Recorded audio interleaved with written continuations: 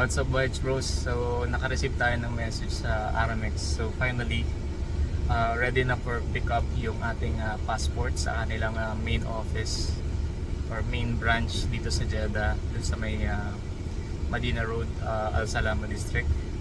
So, ngayon kukunin na natin yung passport natin na may tatak ng visa, US visa. So, kakagising ko lang. Hopefully actually nag-worry ako kasi kanina may napanood akong video about sa US visa. So posible pala na hindi multiple entry at hindi 10 years ang makuha mo. So parang nag-worry ako, mamaya ang bigay sa akin is single entry tapos 1 year valid lang yung US visa ko. So sana kasi ang natatandaan ko, ang nilagay ko dun sa application ko is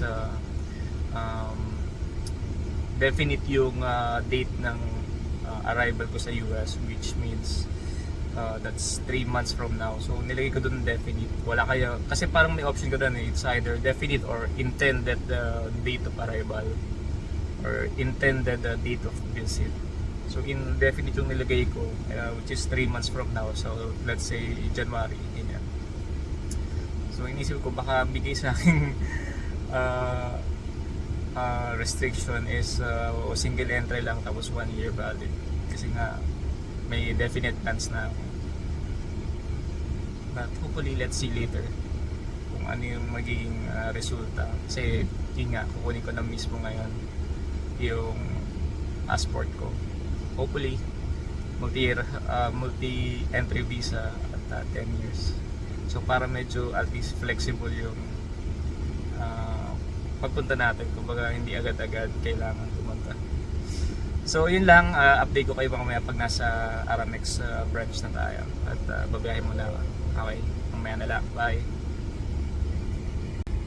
So guys, andito na tayo sa Aramex.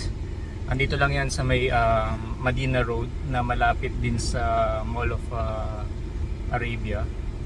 So sa may bandang left side kung napapunta kayo ng airport. So ngayon pupunta na ako sa loob ng Aramex and let's see kaya natin yung passport. Excited na ako.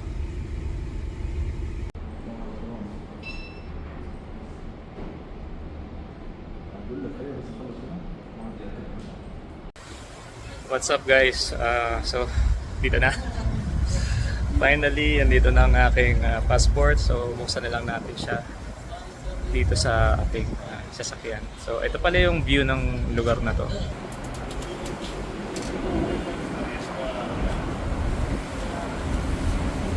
So, yan yung Madina Road. Tapos, ito yung Aramex na branch. May ginagawa pa sa loob. So, nagtagal lang ako ng mga ilang minuto, siguro mga 15 minutes nag-antay. Tapos yun, tinawag na ang aking pangalan para ibigay itong parcel.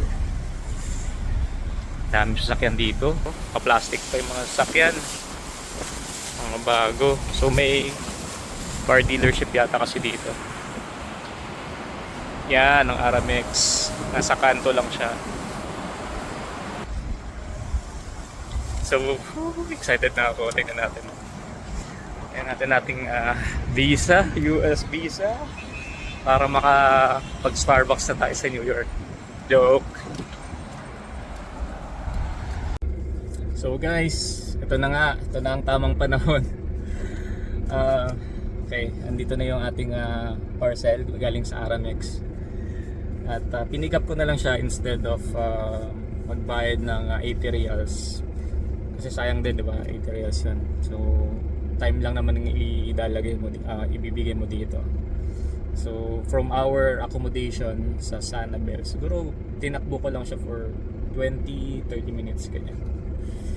So, at least hindi pa ako nagbayad ng 80 real. Pero may option naman kayo, kung halimbawa hirap kayong magbiyahe dito sa mismong main branch ng Aramex. So mas maganda kung ipa-deliver nyo na lang parang door to door, diba?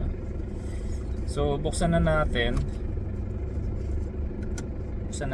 to.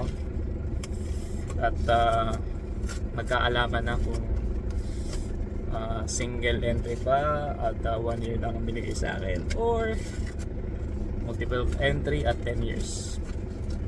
Kasi yung naging worry ko nga dahil may ganun palang instance, pwede palang single entry lang ibigay sa'yo.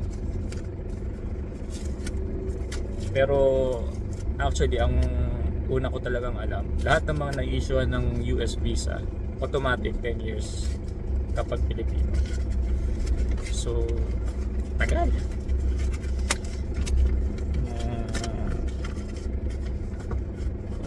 Okay, so passport lang talaga. Here's my passport. Check muna.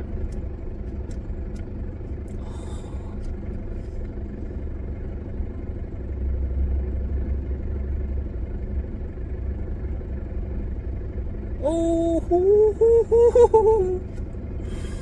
guys, 10 years multi-entry visa ang nabinigay sa akin. Nako, thank you Lord. 10 years po, 10 years. Oh my God, kala ko single entry lang at 1 year. Pero sobrang saya ko, grabe. Okay, so wow, gwapo ko dito Pero grabe. So ang expiration date niya October 1, 2034. So grabe, ang daming pwedeng mangyari within 10 years. So hindi ko alam, malay mo mag-tour lang tayo.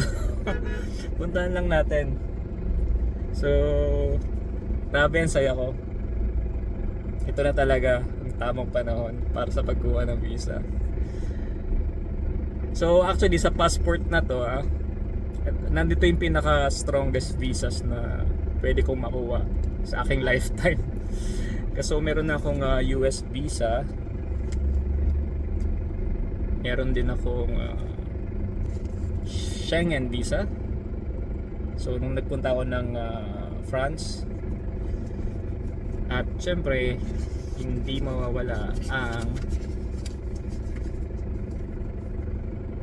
UK visa. So itong passport na to talagang strongest passport of all. Kasi itong passport, napakadaming mga mahalagang visa na nakuha ko. At for me, 2024 is the redemption year. So go na tayo. Salamat po Lord, salamat po. At hopefully makapag-travel na very soon sa US. At see you New York, see you Florida, see you Iowa and Colorado. Go, bye bye, salamat po.